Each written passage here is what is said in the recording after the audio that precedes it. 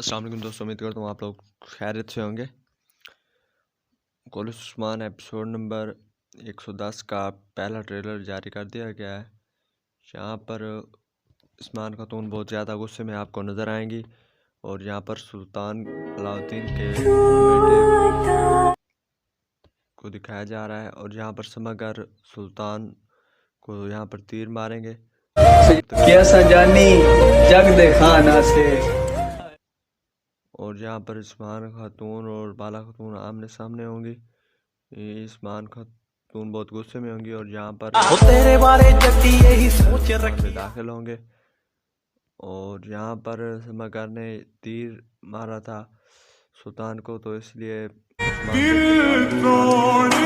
نور الب کو عثمان خاتون نے قید کر رکھا ہے، کیونکہ ان کا راز افشا ہو گیا تھا۔